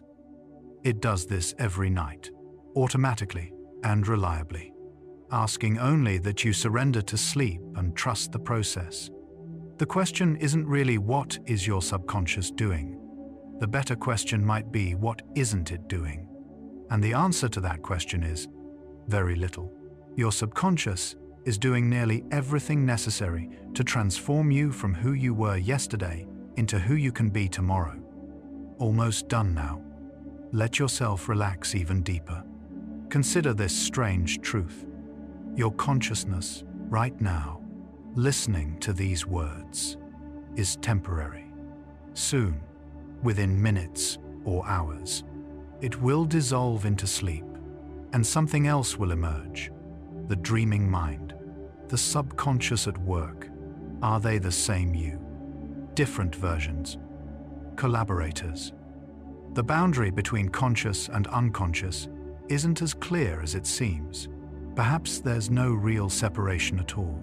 Just different modes of being, different rhythms, like breathing in and breathing out, waking and sleeping, two phases of one continuous existence. You don't need to solve this mystery tonight. Just rest in the strangeness of it, the beautiful uncertainty of what consciousness really is. Your subconscious will keep working whether you understand it or not, whether you remember this moment or not, whether you sleep now or continue listening. All is well. All proceeds as it must. We continue with the final thoughts. The question of consciousness during sleep leads us into deeper philosophical territory. When you're awake, you experience a continuous stream of awareness, sights, sounds, thoughts, feelings, all unified into the sense of I am experiencing this moment. But during dreamless deep sleep, this experiential stream apparently stops. Where do you go during these periods? Does consciousness disappear completely? Or does it continue in a form you simply don't remember? This question has puzzled philosophers for centuries. Your subconscious might be working furiously during deep sleep, processing memories and clearing waste. But there seems to be no experiential witness to that work. You cannot report what it feels like to be in slow-wave sleep because there's no accessible experience to report. Yet you clearly still exist. Your brain is active. Your body continues its functions. Perhaps consciousness isn't an all-or-nothing phenomenon, but rather comes in degrees and varieties. And what we normally think of as consciousness represents just one particular mode. Dreams offer a different puzzle regarding consciousness. During REM dreams, you clearly have experiences, vivid ones filled with imagery, emotion, and narrative. Yet these experiences differ profoundly from waking consciousness. You accept absurd scenarios without question. You fail to recognize that you're dreaming even when impossible things occur. Your critical thinking and reality testing functions offline. You're conscious in the sense that there's an experiential stream, a perspective from which the dream is happening. But you're not conscious in the sense of being aware, or being able to step back and evaluate your experience critically. Your subconscious generates this altered state of consciousness, this dream world that feels utterly real while you're in it, and then dissolves upon waking like mist in sunlight. What does this tell us about the nature of consciousness itself? Perhaps waking reality is also a kind of dream, just a more stable and consistent one, generated by your brain from sensory input rather than from pure memory and imagination. The continuity of self across sleep raises fascinating questions. Every night, you lose consciousness completely during deep sleep.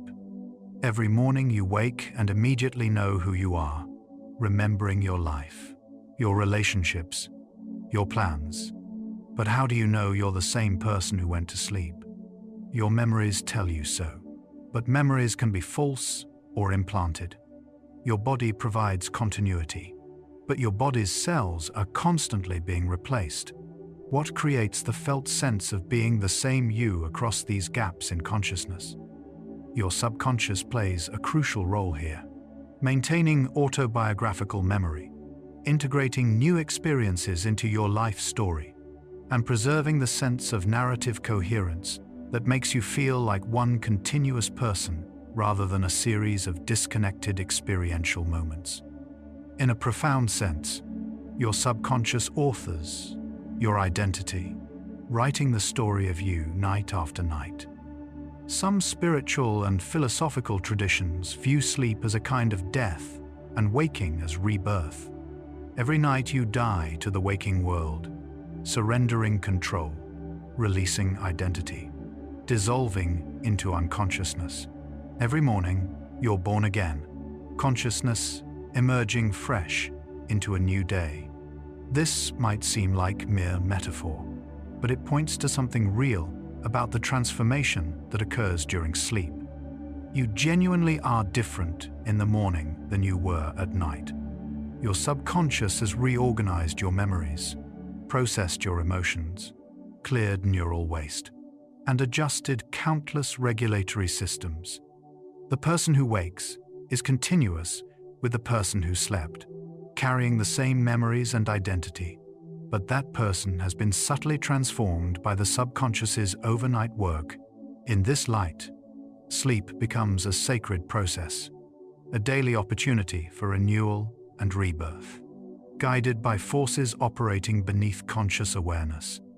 The fact that your subconscious can work on problems, process emotions, and make creative connections while you're completely unaware suggests that much of mental life occurs below the surface of consciousness.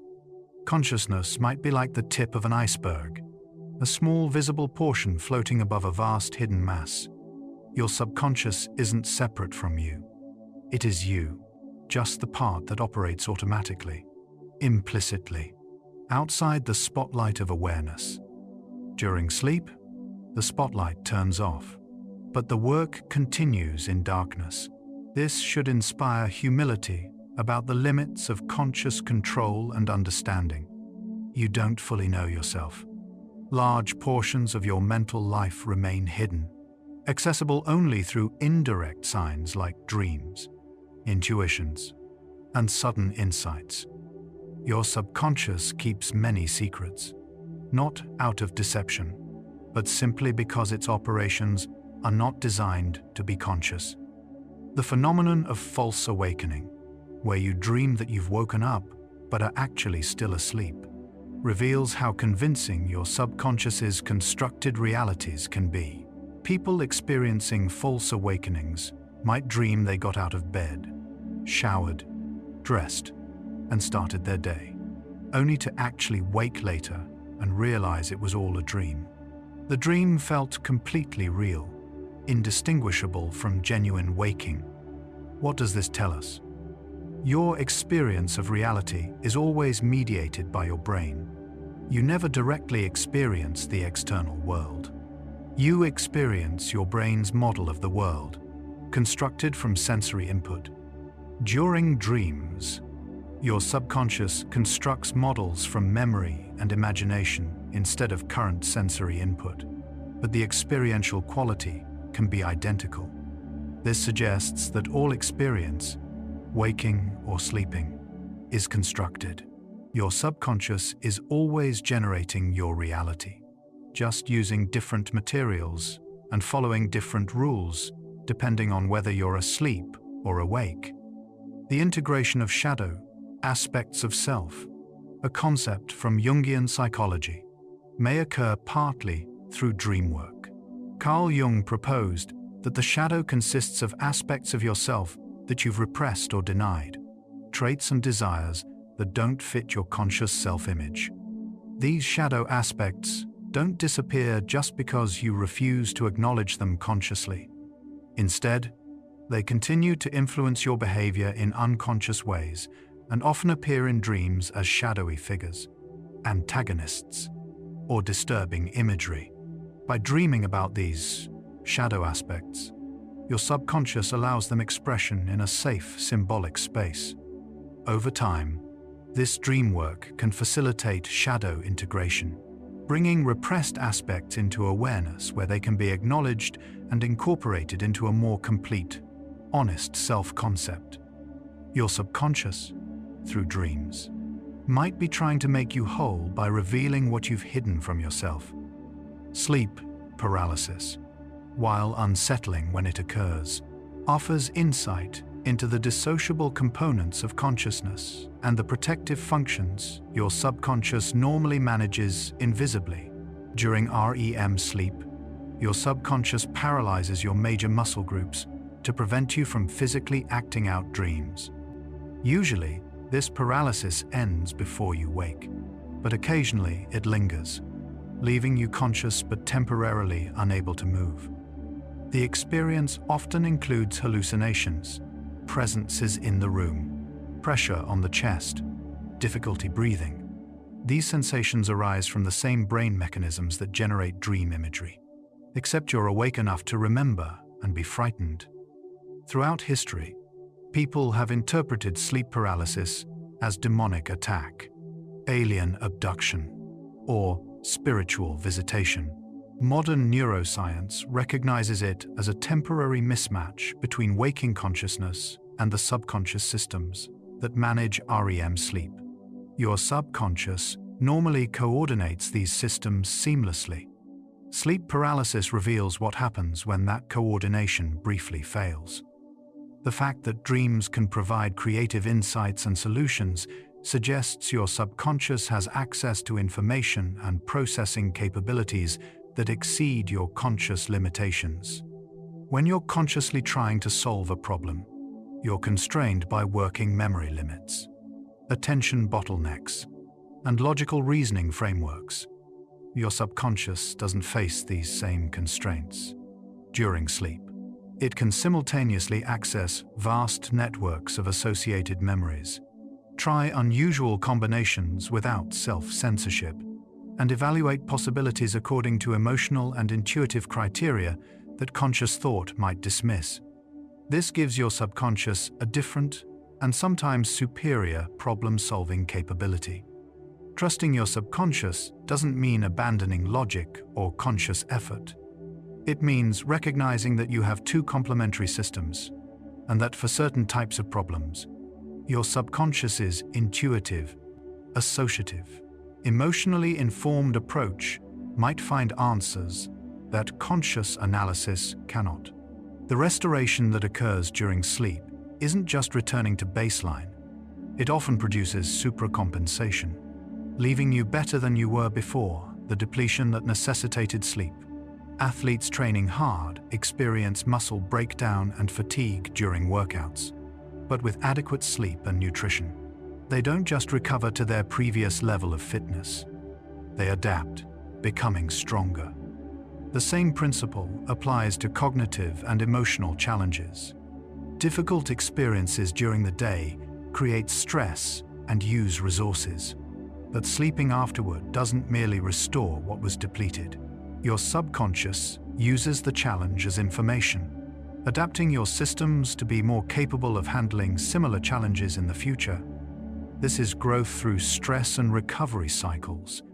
Your subconscious mediates the recovery phase, ensuring that each challenge, properly processed during sleep, makes you slightly more resilient, capable, and wise. So could your subconscious during sleep be fundamentally changing you?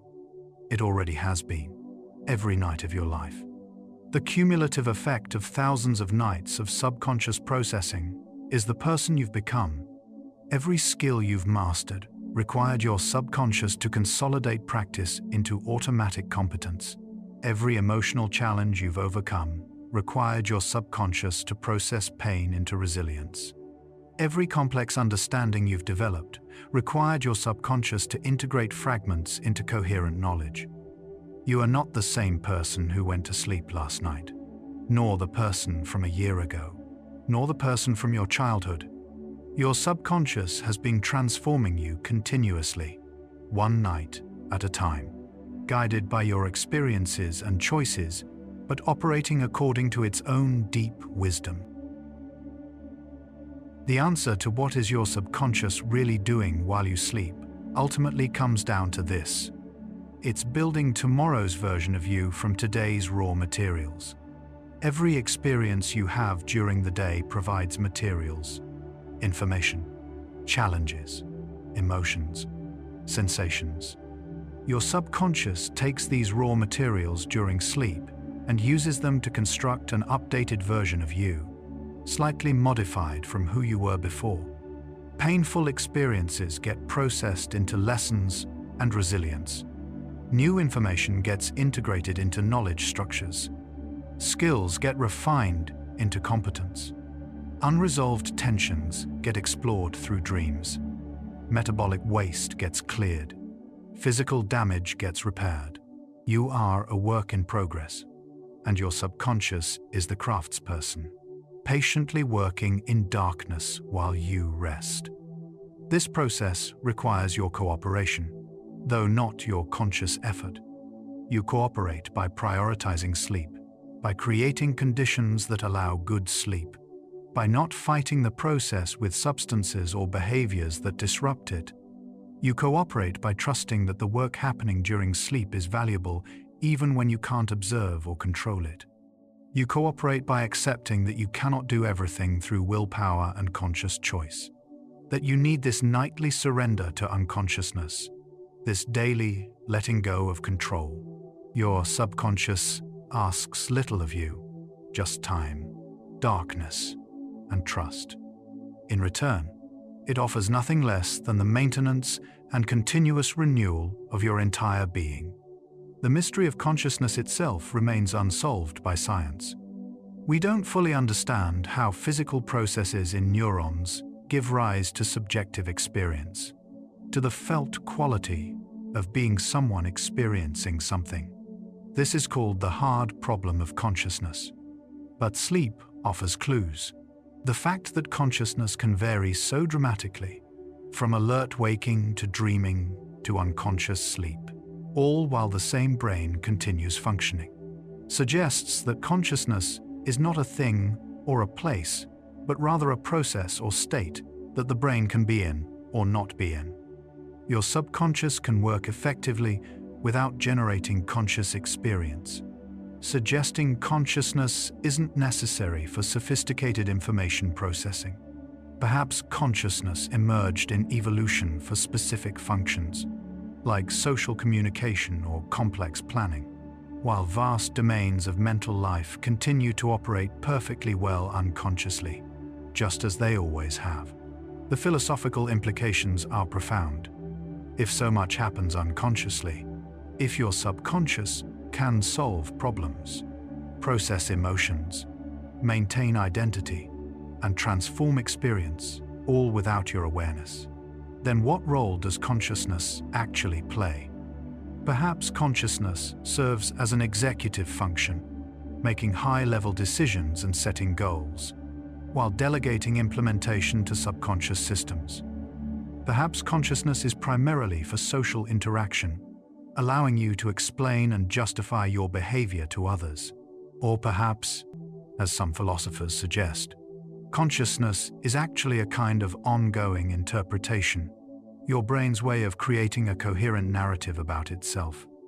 Your subconscious does the real work, and consciousness constructs the story about that work, giving you the feeling of being a unified self with intentions and reasons. Sleep and dreams have inspired spiritual and religious practices across cultures, precisely because they reveal the limits of conscious control and the presence of deeper, mysterious forces within.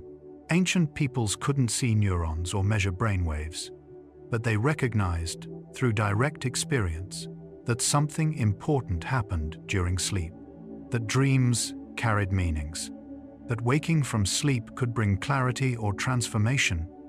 Modern neuroscience explains the mechanisms, but it doesn't diminish the sense of mystery.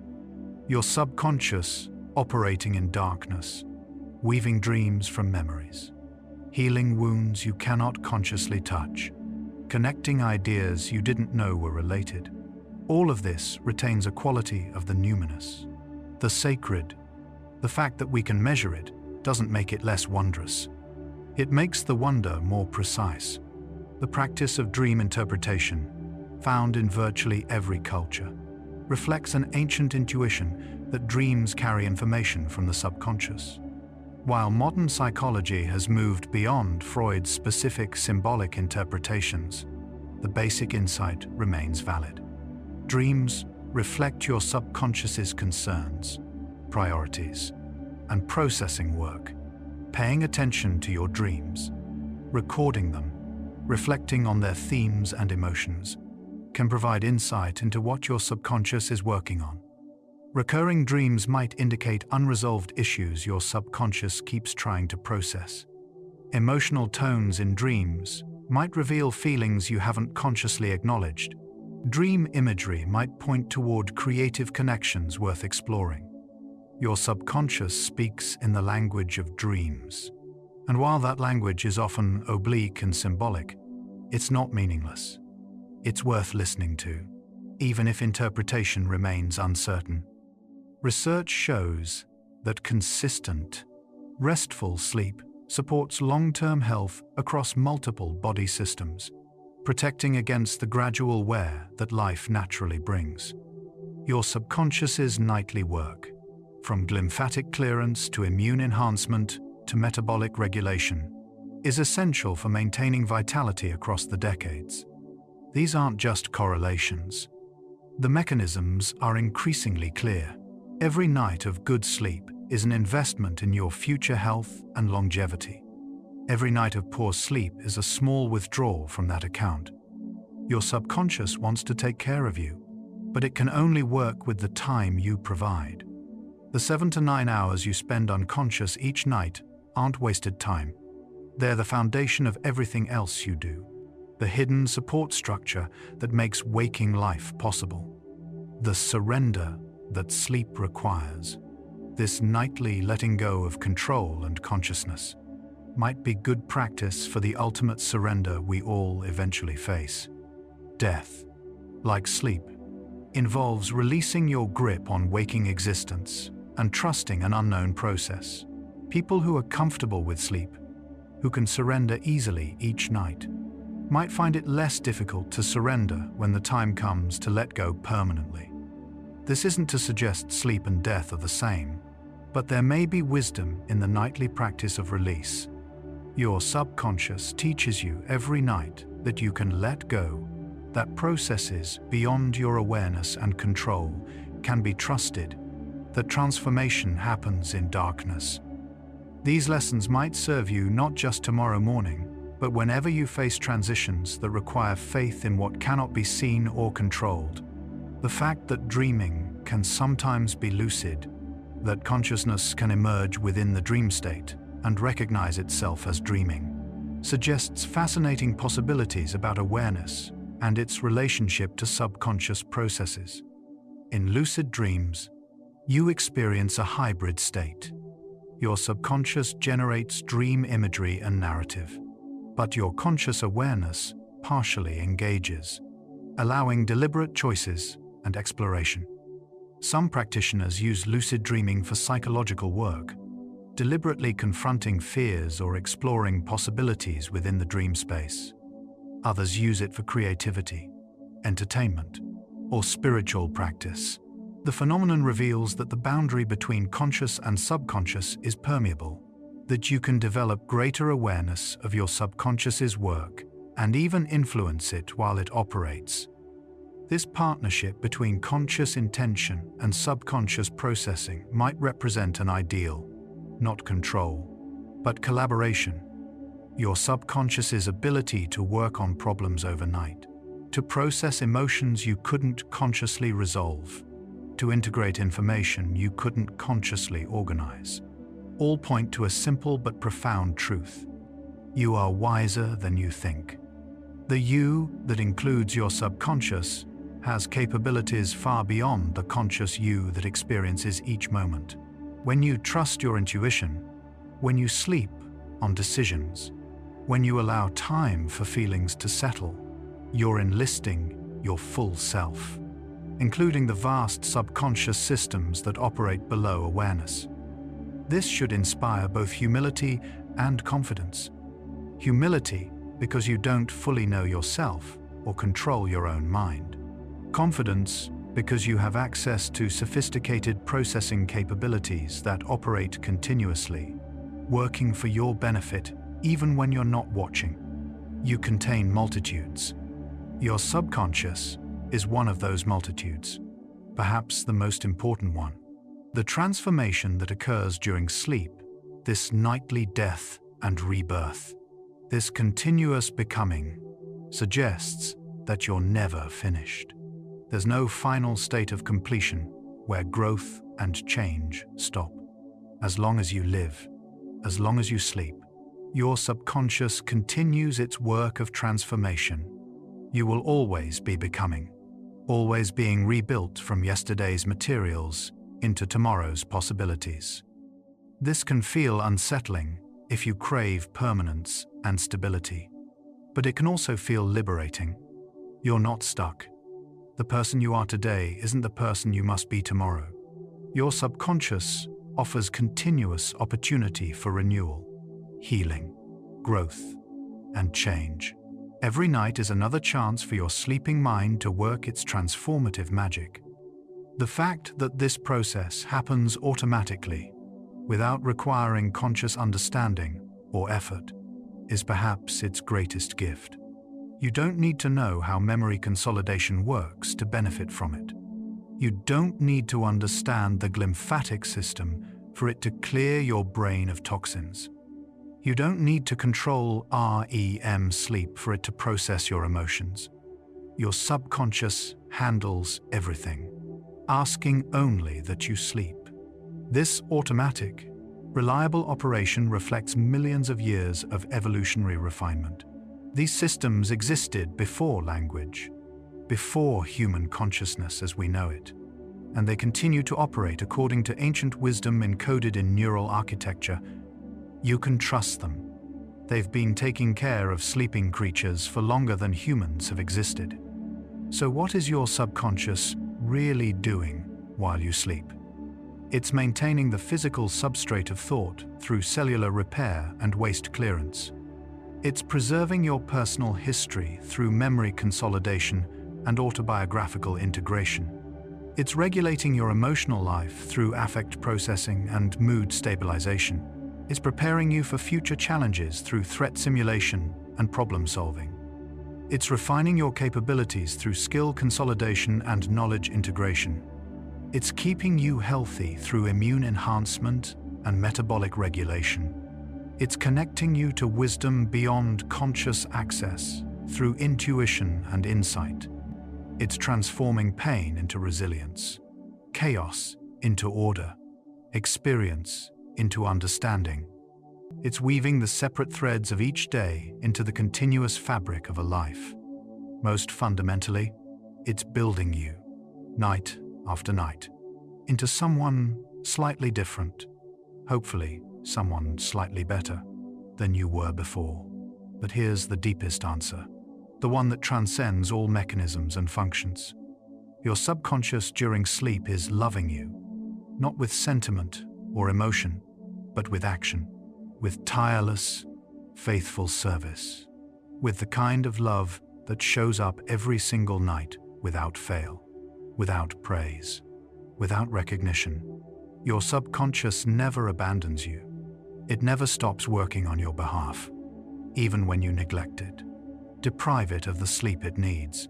It continues doing whatever it can with whatever time you give it.